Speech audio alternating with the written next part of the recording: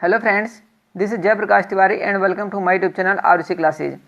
आज की वीडियो में हम डिस्कस करेंगे क्लास टेंथ के लिए सोशल साइंस का एक महत्वपूर्ण पेपर डिस्कस करेंगे जो कि आपके एनुअल एग्जाम के लिए बहुत ही ज़्यादा हेल्पफुल रहेगा। ये जो प्रश्न है इसमें 80 महत्वपूर्ण ऑब्जेक्टिव क्वेश्चंस दिए गए हैं जो कि आपके लिए बहुत ही ज़्यादा हेल्पफुल रहेंगे, जैसा कि आप देख सकते हैं। अब इस वीडियो में हम 40 क्वेश्चंस को डिस्कस करेंगे और 40 क्वेश्चन जो है नेक्स्ट वीडियो में डिस्कस करेंगे। तो आइए देर न करते हुए अपने वीडियो को शुरू करते हैं। आपसे कहना चाहूँगा कि अगर आपको वीडियो पसंद आता है तो हमारे वीडियो को ज़रूर लाइक करें, चैनल को सब्सक्राइब कर लें ताकि आपको आने वाले भी नोटिफिकेशन मिलते रहें। तो आइए फ्रेंड्स, फर्स्ट क्वेश्चन को देखते हैं क्या है। फर्स्ट है, हिंद चीन में कौन सा राष्ट्र शामिल नहीं है? जो इंडो चाइना देश हैं, इंडो चाइना, उसमें कौन सा देश शामिल नहीं है? आपको इसका जवाब देना है। ऑप्शन है वियतनाम, लाओस, चीन या फिर कंबोडिया। फ्रेंड्स, आप यहाँ पर कंफ्यूज मत होना कि हिंद चीन लिखा हुआ है तो आप सोचो कि इसमें चीन तो पक्का शामिल होगा, तो इसमें चीन ही शामिल नहीं है। इसका जो सही आंसर होगा चीन होगा। चीन जो है हिंद चीन में शामिल नहीं है। बाकी वियतनाम, लाओस, कंबोडिया ये 3 देश मिलकर के हिंद चीन बनाते हैं। नेक्स्ट है, वियना कांग्रेस कब हुआ था? वियना कांग्रेस कब हुआ था? ऑप्शन है 1815, 18, 1820 या फिर 1848। तो जो इसका सही आंसर होगा ऑप्शन ए 1815 होगा। वियना कांग्रेस हेड कब हुआ था? 1815 सितंबर 1814 से जून 1815 में हुआ था, इसलिए इसको हम बोलते हैं 1815 में। तो वियना कांग्रेस कब हुआ था? 1815 में। इंग्लिश मीडियम वाले भी इसको देखते रहें क्योंकि उनके लिए भी हेल्पफुल रहेगा। क्वेश्चन जो है इंग्लिश में भी लिखे हुए हैं। भारत में गदर पार्टी की स्थापना किसने की थी? तो भारत में गदर पार्टी की स्थापना लाला हरदयाल ने की थी। लाला हरदयाल ने की थी। कब की थी? 1913 में। इसका जो सही आंसर होगा सी, 1913 इसका सही आंसर है। लाला हरदयाल ने की थी। नेक्स्ट है, द्वितीय विश्व युद्ध के बाद यूरोप में किस संस्था का उदय आर्थिक दुष्प्रभावों को समाप्त करने के लिए हुआ था? द्वितीय विश्व युद्ध की समाप्ति के बाद यूरोपीय संघ एक संस्था है, इसका उदय हुआ था आर्थिक दुष्प्रभावों को समाप्त करने के लिए। तो जो फोर्थ क्वेश्चन है उसका जो आंसर होगा डी, यूरोपीय संघ। नेक्स्ट क्वेश्चन पर चलेंगे।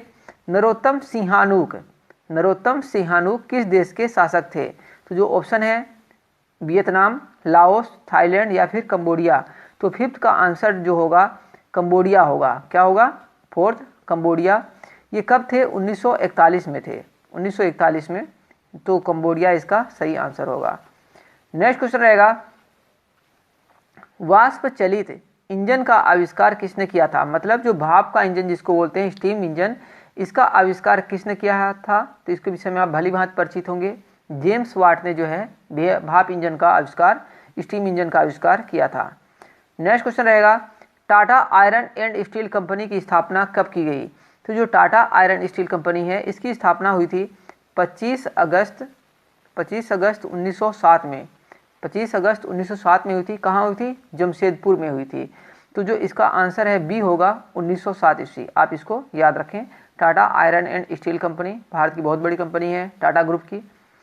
नेक्स्ट क्वेश्चन रहेगा, गोलघर कहाँ स्थित है? गोलघर कहाँ स्थित है? तो जो इसका सही आंसर होगा 8th का बी होगा, पटना। गोलघर कहाँ है? पटना में है। नेक्स्ट है, किस अमेरिकी राष्ट्रपति ने न्यू डील लागू की थी? तो जो इसका सही आंसर होगा बी होगा, FD रूजवेल्ट। जो रूजवेल्ट थे अमेरिका के राष्ट्रपति थे 1933 से 1939 के टाइम। तो बी इसका सही आंसर होगा। नेक्स्ट क्वेश्चन रहेगा 10th का, नेपोलियन संहिता किस वर्ष लागू की गई? नेपोलियन संहिता किस वर्ष लागू की गई थी? तो जो इसका सही आंसर होगा 1804। नेपोलियन संहिता जो है मार्च 21, 1804 में लागू की गई थी। तो जो इसका सही आंसर होगा डी, 1804। नेक्स्ट क्वेश्चन रहेगा, फ्रैंकफर्ट की संधि हुई थी। जो 11th क्वेश्चन है, फ्रैंकफर्ट की संधि कब हुई थी? तो हुई थी मई 10, 1871। कब हुई थी? मई 10, 1871, जो कि डी है, 1871 इसका सही आंसर होगा। फ्रेंड्स, अगर आपको वीडियो पसंद आ रहा है तो वीडियो को जरूर लाइक करें, हमारे चैनल को सब्सक्राइब कर लें ताकि आपको नोटिफिकेशन मिलता रहे। क्वेश्चन है कार्ल मार्क्स का जन्म कहाँ हुआ था। कार्ल मार्क्स एक जो है दार्शनिक थे, इनका जन्म कहाँ हुआ था, तो इनका जो जन्म हुआ था वो हुआ था जर्मनी में, तो इसका आंसर सही होगा ए जर्मनी। नेक्स्ट क्वेश्चन 13 रहेगा 1991 में निम्न में कौन अस्तित्व में आया। तो जो 1991 में नई आर्थिक नीति आई थी, क्या आई थी, नई आर्थिक नीति आई थी 1991 में, तो इसका सही आंसर होगा सी नई आर्थिक नीति। नेक्स्ट क्वेश्चन की बात करेंगे, इन आर्थिक क्रियाओं में कौन प्राथमिक क्षेत्र से संबंधित नहीं है। जो 14 क्वेश्चन है 14, उसका जो आंसर रहेगा बी जो है प्राथमिक क्षेत्र से संबंधित नहीं है। बैंकिंग जो है प्राथमिक क्षेत्र से संबंधित नहीं है। नेक्स्ट क्वेश्चन रहेगा जमशेदपुर, दुर्गापुर, भिलाई और सलेम किस उद्योग के केंद्र हैं। ऑप्शन है सीमेंट, चीनी, आयरन और स्टील या फिर वस्त्र। तो जो फ्रेंड्स इसका सही आंसर होगा सी आयरन और स्टील, इसका जो है सही आंसर होगा। नेक्स्ट क्वेश्चन रहेगा प्रति व्यक्ति आय का आशय है। प्रति व्यक्ति आय का क्या आशय होता है, तो 16 का जो है बी रहेगा औसत आय। औसत आय को हम प्रति व्यक्ति आय भी बोल सकते हैं। नेक्स्ट क्वेश्चन पर चलेंगे, राष्ट्रीय विकास परिषद का गठन कब हुआ था। राष्ट्रीय विकास परिषद का गठन कब हुआ था, तो 17 का आंसर रहेगा सी 6 अगस्त 1952 में। कब हुआ था, 6 अगस्त 1952 में हुआ था राष्ट्रीय विकास परिषद का गठन। बांग्लादेश की मुद्रा है, जैसे भारत की मुद्रा रुपया है, तो ऐसे ही बांग्लादेश की मुद्रा कौन सी है, रुपया है, डॉलर है, क्रोना है या फिर टका। तो बहुत आसान आंसर है टका, बहुत इजी क्वेश्चन रहेगा ये। नेक्स्ट है राष्ट्रीय आय का क्या अर्थ है। राष्ट्रीय आय का क्या अर्थ है, सरकार की आय, पारिवारिक आय, सार्वजनिक उपक्रमों की आय या फिर उत्पादन के साधनों की आय। तो इसका आंसर रहेगा डी उत्पादन के साधनों की आय। फ्रेंड्स ये जो क्वेश्चन है बोर्ड द्वारा जारी किए गए हैं, तो आपको पता ही होगा अगर बोर्ड ने जारी किया है तो बहुत ही ज़्यादा इंपॉर्टेंट रहेगा, इसलिए आप इस वीडियो को ज़रूर देखें, इन क्वेश्चंस को अच्छे से याद करें। नेक्स्ट क्वेश्चन रहेगा भारत में उपभोक्ता संरक्षण कानून कब लागू हुआ। भारत में उपभोक्ता संरक्षण कानून कब लागू हुआ था, तो जो इसका सही आंसर होगा बी 1986। कब, 24 दिसंबर 1986 में, इसका सही आंसर होगा। नेक्स्ट क्वेश्चन पर चलेंगे, भूमि विकास बैंक द्वारा किस प्रकार का ऋण प्रदान किया जाता है। अल्पकालीन ऋण, मध्यकालीन ऋण, दीर्घकालीन ऋण या फिर इनमें से सभी। तो फ्रेंड्स जो भूमि विकास बैंक जो होते हैं ये जो है दीर्घकालीन ऋण देते हैं, लॉन्ग टर्म लोन देते हैं, तो इसका जो सही आंसर होगा सी लॉन्ग टर्म लोन।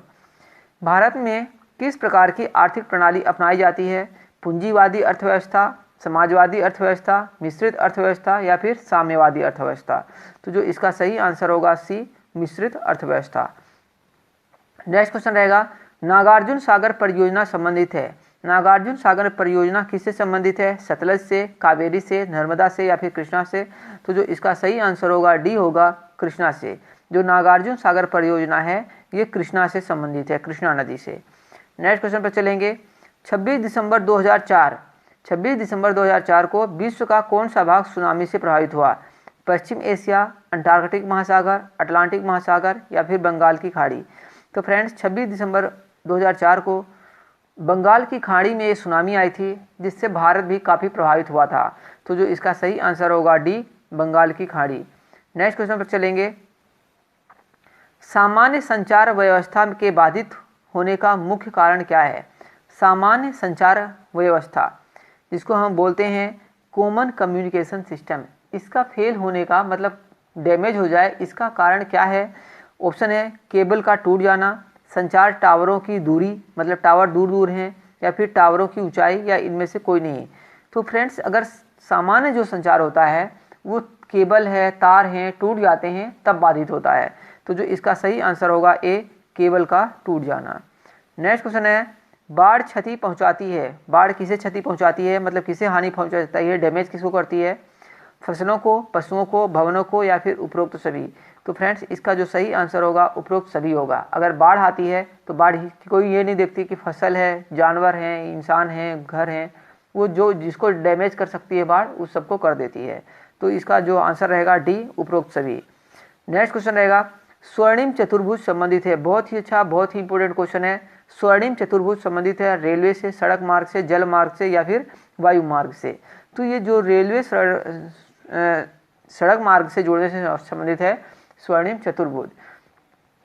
इस योजना के तहत सभी राज्यों के जो प्रमुख सड़क मार्ग है उनको जोड़ने का काम किया जा रहा है। नेक्स्ट क्वेश्चन रहेगा 28वां, बाढ़ के समय लोगों को जाना चाहिए, जो बाढ़ आई है अगर तो लोगों को कहाँ जाना चाहिए, गांव के बाहर, खेतों में, उच्च भूमि पर या फिर कहीं नहीं, जहाँ है वहीं पड़े रहें। तो जो इसका सही आंसर होगा उच्च भूमि पर। अगर बाढ़ आई है तो आप ऊंची जगह पर चले जाएं जहाँ पर पानी न पहुँच सके।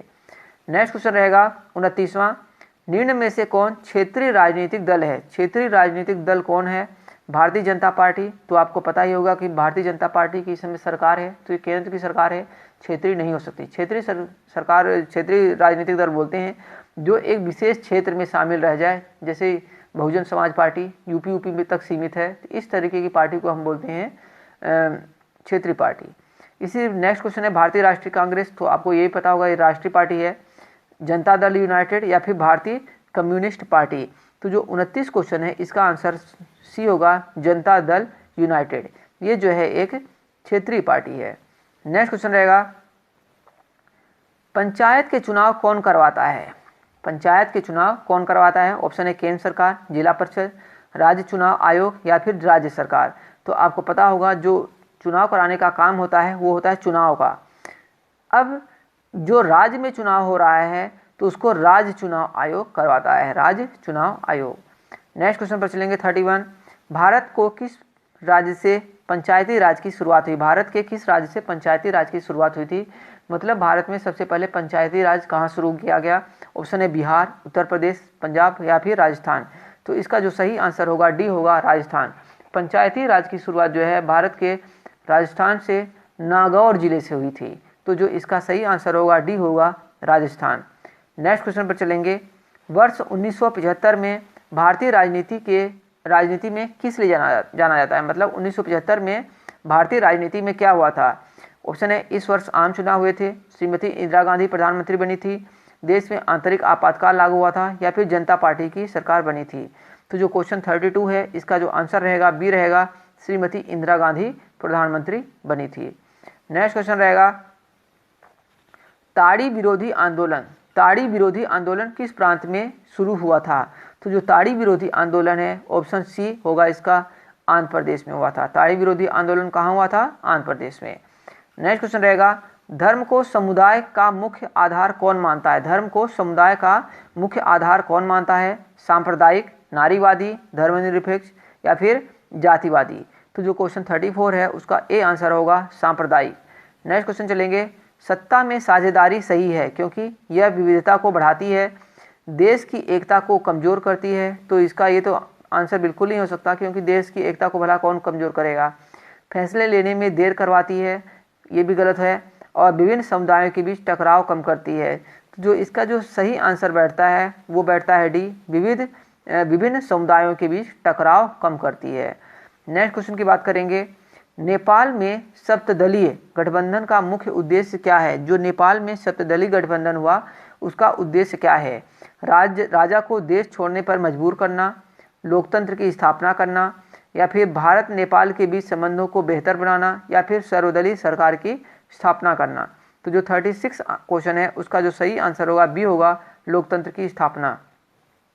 अभी कुछ समय पहले ही नेपाल में जो है राजा शासन किया करते थे, राजा चलता था, लेकिन अब वहाँ पर जो है लोकतंत्र की स्थापना हो गई है और प्रधानमंत्री वहाँ पर नियुक्त किए जाते हैं। नेक्स्ट क्वेश्चन की बात करेंगे 37, भारत के इन राज्यों में कौन कोयले का सबसे बड़ा उत्पादक है। तो जो ऑप्शन दे रखे हैं पश्चिम बंगाल, झारखंड, उड़ीसा या फिर छत्तीसगढ़। तो 37 का जो आंसर होगा बी, झारखंड में सबसे ज़्यादा कोयले का उत्पादन किया जाता है। नेक्स्ट क्वेश्चन पर चलेंगे, सौर ऊर्जा के उत्पादन के लिए सर्वाधिक उपयुक्त राज्य है। सौर ऊर्जा के उत्पादन के लिए सर्वाधिक उपयुक्त राज्य कौन सा है, असम, अरुणाचल प्रदेश, राजस्थान या फिर मेघालय। तो 38 का जो आंसर होगा सी होगा, राजस्थान। सौर ऊर्जा के उत्पादन के लिए सर्वाधिक उपयुक्त राज्य है राजस्थान। राजस्थान में जो है सबसे ज़्यादा सौर ऊर्जा का उत्पादन किया जाता है। नेक्स्ट क्वेश्चन रहेगा, बिहार की पहली नदी घाटी कौन सी है। तो 39 का जो आंसर होगा बी होगा, 39 का आंसर क्या होगा, बी, कोसी नदी घाटी परियोजना। नेक्स्ट क्वेश्चन चलेंगे 40वां, सुंदरबन टाइगर रिजर्व कहाँ है। सुंदरबन टाइगर रिजर्व कहाँ है। तो आपको पता ही होगा कि जो सुंदरबन है वो पश्चिम बंगाल में है। तो हो सकता है कि सुंदरवन टाइगर रिजर्व पश्चिम बंगाल में ही हो, बिल्कुल नाम से होना चाहिए। तो इसका जो सही आंसर होगा पश्चिम बंगाल होगा, इसका सही आंसर। सुंदरवन टाइगर रिजर्व कहाँ है? पश्चिम बंगाल। तो फ्रेंड्स ये थे 40 क्वेश्चन। इससे आगे के जो क्वेश्चंस हैं ये हम नेक्स्ट वीडियो में डिस्कस करेंगे। आपको बता दूं कि सभी क्वेश्चंस इंपॉर्टेंट हैं, बोर्ड द्वारा जारी किए गए हैं, इसलिए आप नेक्स्ट वीडियो को भी जरूर देखें और इस वीडियो के जो क्वेश्चन मैंने आपको 40 बताए हैं उनकी अच्छी से तैयारी करें। Okay friends, thank you for watching this video. मिलेंगे नेक्स्ट वीडियो में।